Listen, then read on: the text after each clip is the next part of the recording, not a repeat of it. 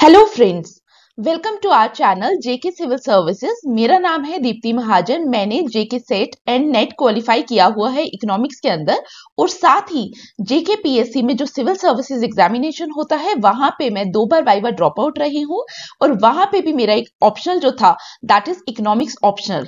तो यहाँ पे अगर आज की बात करें हम, तो यहाँ पे आज की क्लास के अंदर भी हम लोग डिस्कस करेंगे जेके पीएससी असिस्टेंट डायरेक्टर जो एग्जाम है वहां पे जो जनरल इकोनॉमिक्स का पार्ट है, जो कंपलसरी पेपर होता है, उसके बारे में। देखिए, सबसे पहले सिलेबस को डिस्कस करने से पहले मैं आप लोगों के साथ कुछ इंपॉर्टेंट चीजें डिस्कस करूंगी। नंबर 1, यहाँ पे जो जेके पीएससी में असिस्टेंट डायरेक्टर का पेपर होगा आपका, वहां पे जो आपका जनरल इकोनॉमिक्स का पार्ट है वो कितने का है? This part is of 100 marks. तो 100 मार्क्स बहुत बड़ा वेटेज होता है।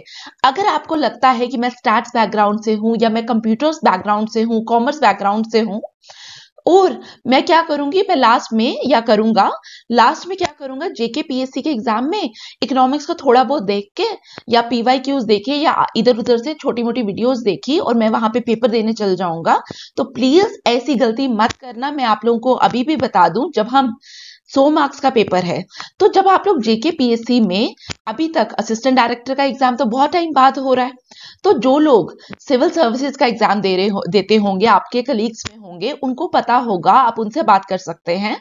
वहां पे जो लोग रैंकर होल्डर होते हैं जेके पीएससी सिविल सर्विसेज में, और जो लोग लिस्ट से बाहर होते हैं इंटरव्यू में, फाइनल इंटरव्यू के बाद, वहां पे उनके मार्क्स में ज्यादा फर्क नहीं होता। नंबर 1 थिंग आपको ये चीज क्लियर रखनी है कि 100 मार्क्स का पेपर है, छोटे मार्क्स नहीं है 100, ठीक है, और इतना आसान भी नहीं है। लेकिन ये चीज जिनके दिमाग में आता है कि इकोनॉमिक्स बहुत मुश्किल है, ठीक है, ये चीज प्लीज दिमाग से निकाल दीजिए, इकोनॉमिक्स बहुत मुश्किल है। अगर आप इस प्लेटफॉर्म में जुड़ रहे हैं, जेके सिविल सर्विसेज में आ रहे हैं और मेरी क्लासेस अटेंड कर रहे हैं, तो ये मेरी रिस्पॉन्सिबिलिटी है कि आपको इकोनॉमिक्स के लिए किस तरीके से प्रिपेयर करना है। देखिए, मेरा जो बैकग्राउंड रहा है वो इकोनॉमिक्स ऑप्शनल में रहा है। तो आप लोगों को पता है, कंडक्टिंग एजेंसी जो है, आपकी पेपर जिन्होंने कंडक्ट करना है वो एजेंसी सेम है, जेके पीएससी। तो मेरा काफी टाइम से मैं इनके साथ, मैंने पेपर्स लिखे हैं यहाँ पे बैठकर। मेंस मैंने 3 बार लिखा है, 2 बार मैंने पीएससी का इंटरव्यू फेस किया है। तो सोचिए, जब मैंने इकोनॉमिक्स ऑप्शन में खुद पेपर लिखे हैं, तो मैं आप लोगों को गाइड जरूर कर सकती हूँ कि किस तरीके से आप लोग आगे चलेंगे, नंबर 1। लेकिन दूसरी बात यह है कि सिर्फ मेरी गाइडेंस पे रिलाई नहीं कर सकते, आप लोगों को साथ साथ अपने एफर्ट्स करने पड़ेंगे। जो चीजें मैं आप लोगों को क्लास में बताऊंगी, आपको अपने पार्ट में भी वो चीजें करनी है, क्योंकि लास्ट में ब्लेम गेम बहुत आसान होता है, लेकिन आपके एफर्ट्स भी उतने ही रिक्वायर्ड है जितने मैं अपने एफर्ट्स डालूंगी, ठीक है। तो मेरा ये प्रॉमिस है कि अगर जो लोग डेडिकेशन से मेरी क्लासेस अटेंड करेंगे, मेरी रिस्पॉन्सिबिलिटी है कि मैं आपको बहुत चीजें डिटेल में समझाऊंगी। जैसे डायग्राम्स का पार्ट है, ठीक है, स्पेशली वो लोग, मैं समझ सकती हूँ कि जो लोग इकोनॉमिक्स ऑप्शनल के साथ नहीं जुड़े हुए हैं, या कुछ लोगों ने ग्रेजुएशन में इकोनॉमिक्स छोड़ दिया होगा, या कुछ लोगों ने इकोनॉमिक्स पढ़ा ही नहीं कभी, उन लोगों के लिए इकोनॉमिक्स को टैकल करना बहुत मुश्किल है, ठीक है। अगर आप लोग ऐसे देखेंगे, सिर्फ डायरेक्टली बुक्स खोल रहे हैं, बहुत मुश्किल है।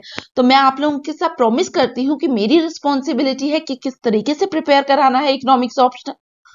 तो हम लोग आपस में मिलकर करेंगे, 2 वे प्रोसेस होगा, बहुत आसान हो जाएगा इकोनॉमिक्स, ठीक है, प्लीज डोंट वरी, ठीक है। अब हम सिलेबस में आते हैं। देखिए, जेके पीएससी ने आप लोगों को जो सिलेबस दिया है, उसमें से मैंने ये स्क्रीनशॉट लिया है जनरल इकोनॉमिक्स का, तो ये सिलेबस है, ठीक है। तो मैं आप लोगों के लिए, चाहे आप इकोनॉमिक्स के स्टूडेंट्स हैं, क्योंकि जो फर्स्ट टाइम पेपर लिखते हैं ना, बहुत मुश्किल होता है, ठीक है, उनको समझ ही नहीं आता पीएससी डिमांड क्या कर रही है, पीएससी क्या करती है। एक बहुत वेग सिलेबस है, मैं तो इसको वेग ही कहूंगी। क्यों आएगा, मैं आपको अभी 1 बाय 1 बताती हूँ, ठीक है। आप लोगों ने ये सिलेबस, आप लोगों के पास होगा, सबके पास नहीं है, फोटो क्लिक कर लीजिए, पीएससी की साइट में असिस्टेंट डायरेक्टर की जो नोटिफिकेशन है वहां जाकर इसको डाउनलोड कर लीजिए। अब मैं आप लोगों को बताती हूँ कि क्यों मैं इसको वेग बोल रही हूँ, ठीक है। सबसे पहला स्कोप एंड मेथोडोलॉजी डायरेक्ट लिखा हुआ है। देखिए, this is the scope and methodology direct लिखा हुआ है।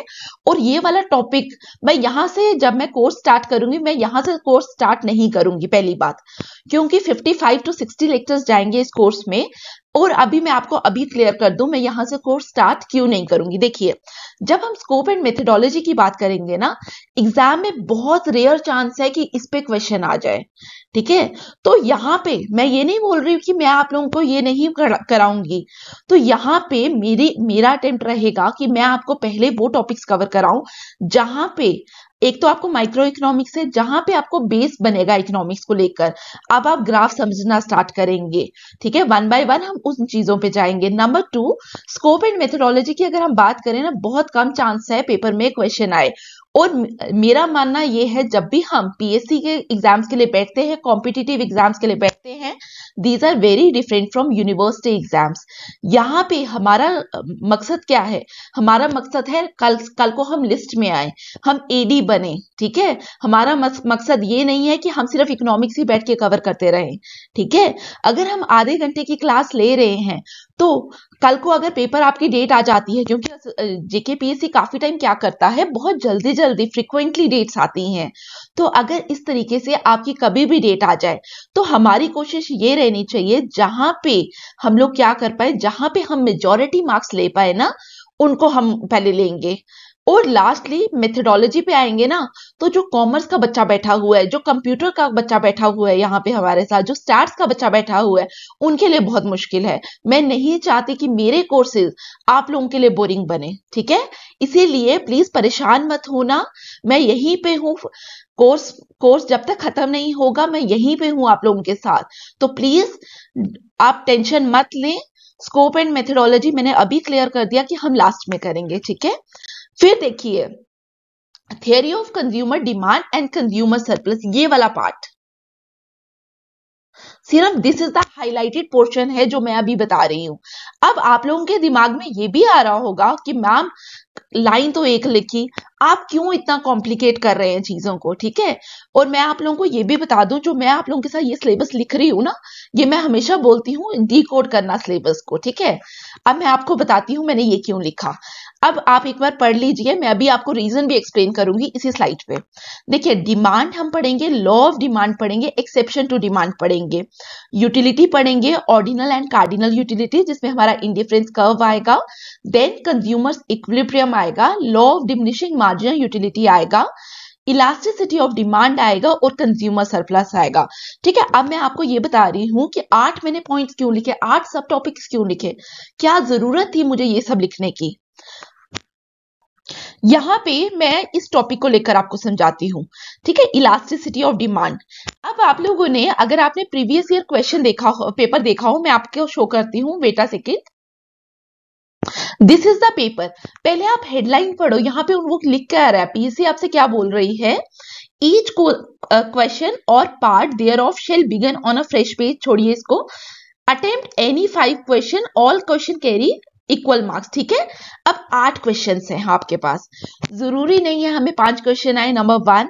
और यहाँ पे जो चीज मैं आप लोगों को बता रही थी वो क्या है, देखिए यहाँ पे फर्स्ट क्वेश्चन पढ़िए, define demand and elasticity of demand.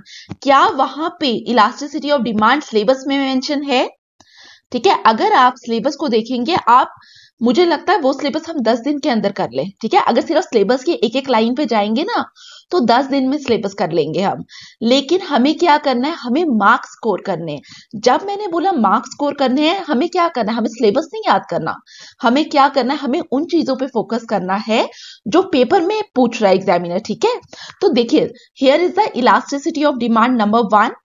तो ये एक पार्ट लिखा नहीं है, तो मुझे, मेरा काम क्या है, मेरा काम, मैं आपको बार बार बोल रही हूँ, मेरा काम है आपको पेपर में बहुत ज्यादा मार्क्स जितना आप स्कोर कर पाए, क्योंकि अभी जो आपके साथ बैठे हैं ना, उसमें मेजॉरिटी कौन है, इकोनॉमिक्स वाले स्टूडेंट है, ठीक है। अगर मैं भी यहाँ पे पेपर के लिए जाती, ठीक है, मैं अगर पेपर के लिए बैठती ना, मैं आपको फ्रैंकली बता रही हूँ, क्योंकि मेरा भी इकोनॉमिक्स बैकग्राउंड है, मेरा क्या अप्रोच रहता, मेरा अप्रोच ये होता कि मैं क्या करूं, मैं अपने इकोनॉमिक्स ऑप्शनल के लिए पढ़ूंगी, क्योंकि ये सारा कोर्स जो है ना, ये मेरा इकोनॉमिक्स ऑप्शनल में है। तो हमारा कंपटीशन उनके साथ भी है जो इकोनॉमिक्स ऑप्शनल लेकर बैठेंगे एग्जाम में। तो दैट्स वाई मैंने आपको क्या किया, मैंने आपको थियरी ऑफ डिमांड के साथ मैंने आपको 8 पॉइंट्स लिखवा दिए। बहुत आसान है, ठीक है, मैं बार बार बोल रही हूँ, आप बुक्स पढ़ेंगे, बहुत लोग आपके बोल भी रहे होंगे, या मुझे भी काफी लोग बोलते आए हैं कि इकोनॉमिक्स छोड़ दो, ठीक है, क्योंकि काफी लंबे टाइम से मैं इकोनॉमिक्स के साथ हूं, क्योंकि मुझे पता है कि अगर बेशक मेरा एग्जाम नहीं भी हुआ, ठीक है, लेकिन वाइवा तक हुआ, ठीक है, तो मुझे पता है कि मैं इकोनॉमिक्स नहीं छोड़ सकती। ठीक है, तो इसीलिए मैं आपको बता रही हूँ कि अप्रोच क्या होना चाहिए। क्योंकि अगर मैं भी आप लोगों की तरह बिगनर होती तो मैं भी क्या करती, सिर्फ एक लाइन को पढ़कर जाती एग्जाम में। ये इकोनॉमिक्स है, ठीक है, तो और पीएससी है, मैं आपको बोलती हूँ बार बार सिलेबस वेग है। तो मैंने आपको फर्स्ट एग्जाम्पल के थ्रू समझाया कि हाउ इट इज वेग सिलेबस। नंबर 2, हम मार्केट की बात करेंगे। देखिए मार्केट यहाँ पे कहाँ लिखा है, pricing under various forms of marketing organisation. ठीक है, ये जो हाईलाइटेड पार्ट है ना ये वाला, तो ये हमारा क्या है, मार्केट का। तो जब मार्केट की बात करते हैं हम इकोनॉमिक्स में, हम किसकी बात करेंगे, हम परफेक्ट कंपटीशन की बात करेंगे, हम मोनोपोली पे बात करेंगे, हम मोनोपोलिस्टिक कंपटीशन पे बात करेंगे, हम ओलिगोपोली में बात करेंगे। इसी तरीके से जैसे मैंने आप लोगों को अभी बताया इलास्टिसिटी ऑफ डिमांड, उसी तरीके से पीएससी ने एडी के पेपर में जनरल इकोनॉमिक्स में एक और क्वेश्चन पूछा है। क्वेश्चन क्या है, क्वेश्चन आप लोगों से परफेक्ट कंपटीशन में पूछा हुआ है। और अब आप लोग सोच रहे होंगे ठीक है मैम आप हमें ये पढ़ा दीजिए, but why types of market, why average revenue, why marginal revenue, why total revenue curve. हमारे पास तो टाइम भी रिस्ट्रिक्टेड है, आप क्यों हमारा टाइम वेस्ट कर रही हैं यहाँ पे। ठीक है, आ रहा होगा क्वेश्चन।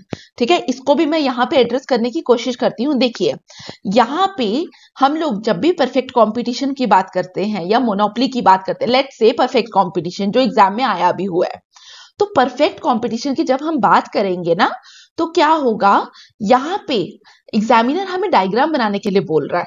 डायग्राम आप एआर, एमआर और टीआर कर्व के बिना बना ही नहीं पाओगे।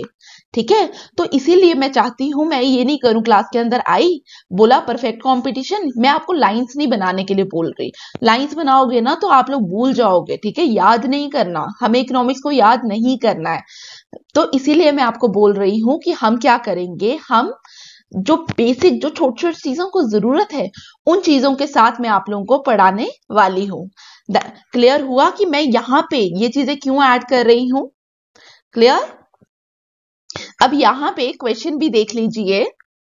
थर्ड क्वेश्चन देखिए, state and explain the characteristic of perfect competition. How does a perfect competitive firm determine the price and output to maximise its profit. ठीक है, तो ये जो पार्ट है ना, यहाँ पे आपको क्या बनाना है, डायग्राम बनानी है। कैसे बनाओगे, हमें क्या चाहिए, हमें बेसिक्स चाहिए, हमें कर्व्स पता होनी चाहिए। और मैं आप लोगों को अभी बोल रही हूँ, एक बार आपको मैंने कर्व बनाना सिखा दिया ना, आप परफेक्ट कंपटीशन हो, आप मोनोपोली हो या मोनोपोलिस्टिक कंपटीशन है, आपके लिए चुटकियों का सवाल है।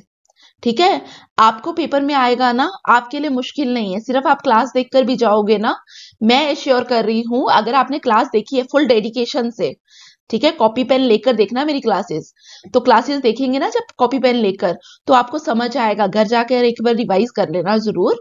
तो मैं एश्योर कर रही हूँ यहाँ बैठकर कि आप लोगों के लिए बनाना कोई मुश्किल नहीं है, और डायग्राम्स हैं तो इकोनॉमिक्स में मार्क्स है। ठीक है, क्योंकि हमारा कंपटीशन किसके साथ है, हमारा कंपटीशन इकोनॉमिक्स ऑप्शनल स्टूडेंट्स के साथ भी है। और एक और चीज मैं आपको बता दूं, आप ये मत सोचिए कि इकोनॉमिक्स ऑप्शनल के जो मास्टर्स इकोनॉमिक्स में कर आए हैं उनको बहुत अच्छा बैकग्राउंड है। ठीक है, काफी लोग यहाँ पे, मैं खुद जानती हूँ पर्सनली, ऐसे लोग भी आपको मिलेंगे जो इकोनॉमिक्स का मास्टर्स में इकोनॉमिक्स है लेकिन बैकग्राउंड नहीं है। बैकग्राउंड मैं बताती हूँ क्यों नहीं है। आप लोगों का स्टैट्स होगा, आपका कॉमर्स होगा, ठीक है, वो लोग रिलेट करना इस बात को।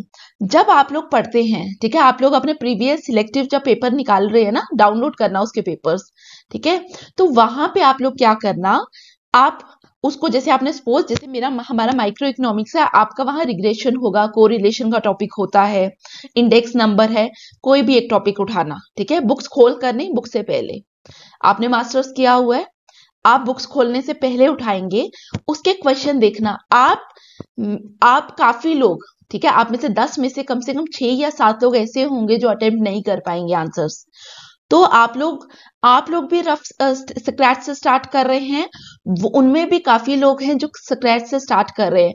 हमारा काम क्या है, हमारा काम है बेस्ट करना। बाकी आपके सब्जेक्ट्स आपको पता है किस तरीके से सिलेक्टिव सब्जेक्ट्स करने हैं। अब कंपलसरी कैसा करना है मैं आपको साथ साथ बता रही हूँ, ये पॉइंट्स प्लीज दिमाग में रखिए, तभी मैं आपको बार बार बोलती हूँ डरना नहीं है, ठीक है, क्योंकि आप डर रहे हैं तो हम क्यों बैठे हैं यहाँ पे। क्लियर। अब यहाँ पे देखिए आगे थियरी ऑफ डिस्ट्रीब्यूशन, फिर से यहाँ पे देखिए, क्योंकि थियरी ऑफ डिस्ट्रीब्यूशन यहाँ पे लिखा हुआ है, this is the theory of distribution, ठीक है। अब आपको मैं यहाँ पे एक और चीज बताती हूँ, पीएससी ने आप लोगों के साथ क्या मजाक किया हुआ है। थियरी ऑफ डिस्ट्रीब्यूशन लिखा और theory of rent, wages, interest and profit, ठीक है। डिस्ट्रीब्यूशन पता है क्या होता है, बेसिकली डिस्ट्रीब्यूशन होता है हमारे पास इनकम आई, ठीक है, जब मेरे पास इनकम है, अब सपोज आपने क्या किया, मैं आपको एक एग्जांपल से समझ जाती हूँ। आपने क्या किया, आप एक फैक्ट्री हो जहां पे आप पेन बनाते हो, पेन बनाने के लिए आप क्या करोगे, रॉ मटेरियल यूज करोगे, ठीक है, रॉ मटेरियल, जहां से रॉ मटेरियल ला रहे हो उसको पैसा दे रहे हो, दिया, ठीक है। फिर हम लोगों ने क्या किया, कोई लैंड ओन की जहां पे हम क्या कर रहे हैं, फैक्ट्री लगा रहे हैं, उस लैंड को हमने लेट से लीज पे लिया, तो हम उसके लिए क्या पे कर रहे हैं, वी आर पेइंग रेंट, ठीक है। फिर हम लोगों ने क्या किया, हमने यहाँ पे मजदूर लगाए, वर्कर्स लगाए, जो क्या करेंगे, उस पेन को बनाएंगे, यही करेंगे। तो हमारे पास हम यहाँ पे क्या करेंगे, हम लेबर लगाएंगे, तो लेबर को आप क्या देने वाले हो, लेबर को आप देंगे वेजेस, कुछ पैसा आप अपने पास भी रखेंगे, ठीक है, और वो पैसा क्या होता है, प्रॉफिट। फिर यहाँ पे क्या हो रहा है, साथ में कैपिटल है जिसपे आप इंटरेस्ट की बात कर रहे हो। तो यहाँ पे देखिए, एक इन्होंने लिख दिया थियरी ऑफ डिस्ट्रीब्यूशन और दूसरा लिख दिया theory of rent, wages, interest and profit. जबकि अगर आप लोग ध्यान से देखेंगे ना, मुझे नहीं पता ये सिलेबस कौन बनाता है पीछे बैठ के, तो थियरी ऑफ डिस्ट्रीब्यूशन की अगर बात करें ना, तो थियरी ऑफ डिस्ट्रीब्यूशन में ही आपका थियरी ऑफ रेंट आना था, थियरी ऑफ इंटरेस्ट आना था, थियरी ऑफ प्रॉफिट आना था। समझ आया कि थियरी ऑफ डिस्ट्रीब्यूशन की हम किस तरीके से बात कर रहे हैं। क्लियर। तो मैंने इसीलिए ये लिखा है, ये मत सोचना कि मैं आप लोगों के लिए कॉम्प्लिकेट कर रही हूँ चीजें, मैं आप लोग, मेरी कोशिश यही है हमेशा कि आप लोगों को अगर मैं पढ़ा रही हूँ ना, तो मेरी वजह से आपको बहुत ज्यादा बेनिफिट पहुंचे लास्ट में, ठीक है। तो दैट्स वाई मैंने यहाँ पे क्या किया, थियरी ऑफ डिस्ट्रीब्यूशन और theory of rent, wages, interest और प्रॉफिट को मर्ज कर दिया। Then welfare. अब देखिए वेलफेयर का टॉपिक जो है ना, वो बहुत बड़ा टॉपिक है, और मुझे लगता है ये जो टॉपिक है ये स्पेशली इकोनॉमिक्स ऑप्शनल के लिए होना चाहिए, कॉमर्स या स्टार स्टूडेंट्स के लिए होना भी नहीं चाहिए था। इट्स नॉट कि ये मुश्किल है, इट्स लाइक कि कुछ टॉपिक्स ऐसे होते हैं जो स्पेशली इकोनॉमिक्स स्टूडेंट्स के लिए होने चाहिए, ठीक है। तो मेरे अकॉर्डिंग ये वैसा टॉपिक था, लेकिन हम यहाँ पे क्या करेंगे, हम यहाँ पे पेरिटो ऑप्टिमैलिटी, सोशल वेलफेयर और पीगोस का कंट्रीब्यूशन मैं आपको बताऊंगी। अब यहाँ पे भी देख लीजिए वेलफेयर, यहाँ पे लिखा हुआ है, देखिए welfare economics, scope of welfare economics, ठीक है, यहाँ पे बस वेलफेयर तक जाना, मैं यहाँ पे मिटा देती हूँ, वेट अ सेकेंड, ठीक है। ये इस टॉपिक की बात कर रहा है, ये आगे जो है ना economics classical and neo classical, ये मैक्रो का पार्ट पूछ रहे हैं, ठीक है। सिलेबस को प्लीज ध्यान से समझो, मैं तभी वापस आपको फोटो के साथ समझा रही हूँ। तो यहाँ पे वेलफेयर आप देखिए, वेलफेयर में वो क्या डिमांड कर रहे हैं, welfare economics, scope of welfare. हम यहाँ पे क्या करेंगे, ये चीजें मैं आप लोगों को बताऊंगी, साथ में मैं कुछ इकोनॉमिक्स के जो पीएससी ने हमारे सिविल सर्विसेज एग्जामिनेशन में पेपर्स डाले हैं ना, साथ में एडी के जो प्रीवियस ईयर पेपर जो एसेसिबल होंगे, उन दोनों में से पेपर्स को देखकर भी मैं साथ में देखूंगी कि कुछ इसके अलावा मुझे लगता है कुछ इंपॉर्टेंट है, तो मैं आप लोगों को वो चीजें भी कवर करा दूंगी, क्योंकि ऑप्शनल तक तो हम जाएंगे नहीं ना, क्योंकि ऑप्शनल करने का मतलब है आप लोगों के ऊपर बहुत ज्यादा बर्डन क्रिएट करना, तो वो अप्रोच मैं नहीं फॉलो करूंगी। मेरी अप्रोच क्या रहेगी कि मैं आप लोगों के साथ ये सारी चीजें शेयर करूं। क्लियर। तो इसके अलावा मैं आप लोगों को वेलफेयर में ये भी बोल दूंगी कि सिविल सर्विसेज एग्जामिनेशन में साथ में जेकेपीएससी प्लस यूपीएससी के जो हमारे ऑप्शनल के पेपर है, मैं ये नहीं बोल रही आप ऑप्शनल के पेपर देखना कल से शुरू करो, वो मेरा काम है। वहां पे मैं क्या देखूंगी कि कोई, जैसे हो सकता है कोई बहुत छोटा सा आसान सा क्वेश्चन आया हो और मुझे लगता है इस एग्जाम के लिए भी इंपॉर्टेंट बन सकता है, तो मैं वो क्वेश्चन आप लोगों को यहाँ पे एंटरटेन करूंगी जब हम फर्दर क्लासेस में आएंगे। Clear. Then growth and development. अब यहां पे देखिए ग्रोथ एंड डेवलपमेंट भी इन्होंने लिखा हुआ है, यहाँ पे this is the growth and development, concept of economic growth and it's measurement, ठीक है, बस इधर तक ये है। हाँ, and economic growth problems of a developing country, ठीक है, दीज आर द टॉपिक्स जो यहाँ पे मेंशन किए हुए हैं। अब यहाँ पे क्या है, ग्रोथ एंड डेवलपमेंट, तो हम ये चीजें करेंगे यहाँ पे, economic growth and it's measurement, economic development versus growth. अब यहाँ पे आप लोग बोलेंगे यार डेवलपमेंट पता चल गया, ग्रोथ पता चल गया मैम, अगर कभी क्वेश्चन आ भी जाए तो हम लिख लेंगे ना, ठीक है। काफी लोग सोच रहे होंगे, काफी लोगों को लगेगा यार ये तो क्या चल रहा है, तो ठीक है, तो मैं आप लोगों को यहीं पे क्लियर कर दूं, मैंने यहाँ पे क्यों लिखा, जो ये क्वेश्चन है ना, ये भी आपके एडी के प्रीवियस ईयर पेपर में आया हुआ है, ठीक है। और आप लोगों को मैं एक और चीज यहाँ पे बताऊं, जो मुझे भी लगता था, मैं जब पेपर हम लिखते हैं ना, जब हम पेपर लिखते हैं हमारे पास टाइम नहीं होता वहां सोचने का, ठीक है। आपको अगर लगता है ना कि हम एक क्वेश्चन बचेगा, जैसे यूनिवर्सिटी में भी हम करते आए हैं, एक क्वेश्चन बचता है, शीट्स भरनी है, भर लेंगे, वहां टाइम नहीं है, ठीक है। और इसकी शीट भी मैं आप लोगों को बताऊंगी कि किस फॉर्मेट में शीट होती है, किस तरीके से हम लिखेंगे, हमें मार्जिन की साइड पे नहीं लिखना। और कल को ये मत करना सोचना कि हाँ हम तो मार्जिन ज्यादा बना लेंगे, क्योंकि यूनिवर्सिटी में हम लोग करते आए हैं ऐसा, आप लोगों ने भी किया होगा, तो इस तरीके से आप लोगों ने नहीं करना है। तो वो चीजें मैं आप लोगों को वन बाय वन क्लास में टाइम के हिसाब से मैं आप लोगों को वो भी बताती जाऊंगी, ठीक है। और माल्थस डेमोग्राफिक थ्योरी मैं क्यों आपको पढ़ाना चाहती हूँ यहाँ पे, जब हम पॉपुलेशन की बात करते हैं, एक तो ये बहुत आसान थ्योरी है, और दूसरा पॉइंट, ये थ्योरी पीएससी की बहुत फेवरेट है। मैंने काफी एग्जाम्स में देखा है कि माल्थस, अब जैसे हमारा जो पीएससी का पेपर होता है जिसमें इकोनॉमिक्स ऑप्शनल है, वहां पे भी as such Malthus demographic theory आपको नहीं मिलेगा टॉपिक। अगर आपको लगता है आपको टॉपिक एज सच लिखा हुआ मिलेगा, वहां पे भी नहीं मिलता, बट माल्थस की थ्योरी इनकी इतनी फेवरेट है, तो मुझे यहाँ पे रिस्क है कि क्या पता इस बार पेपर में आ जाए। That's why I am taking this Malthus demographic theory. बाकी तो मैंने सिलेबस से ही आपको बताया कि क्यों मैंने वो चीजें ली। फिर इंडियन इकोनॉमी में बात करें तो देखिए, planning concept, methods, evolution of planning in India, 5 year plans, objectives and techniques, ठीक है। तो यहाँ पे हम इन सब चीजों को देखने की कोशिश करेंगे, जैसे planning and it's type and objectives, ये देखेंगे, 5 ईयर प्लान्स देखेंगे।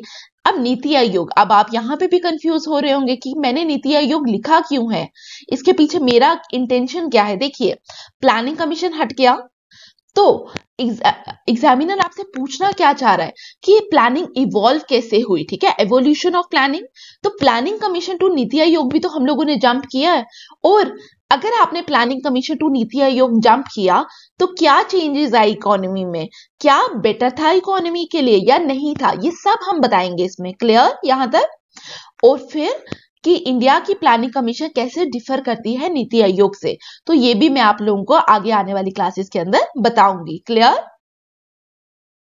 फिर मैक्रो इकोनॉमिक्स, अब देखिए मैक्रो आपको वर्ड नहीं मिल रहा होगा यहाँ पे, ठीक है। अब देखिए यहाँ पे मैंने ये कहां से उठाया ये मैं आपको बताती हूँ। देखिए यहाँ पे दिख रहा है, दिस हाईलाइटेड पार्ट पढ़िए, economics classical and neo classical approach, ठीक है। यहाँ पे फिर से इन्होंने क्या किया, वेक चीज की।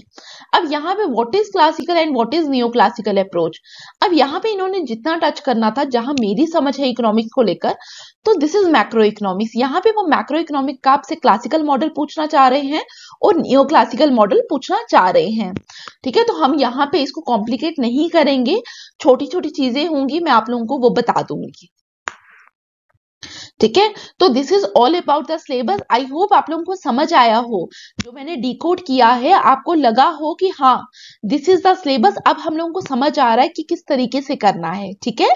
तो अब हम आज की क्लास यहीं पे खत्म करते हैं। Thanks for watching and please like share subscribe and comment. Thank you.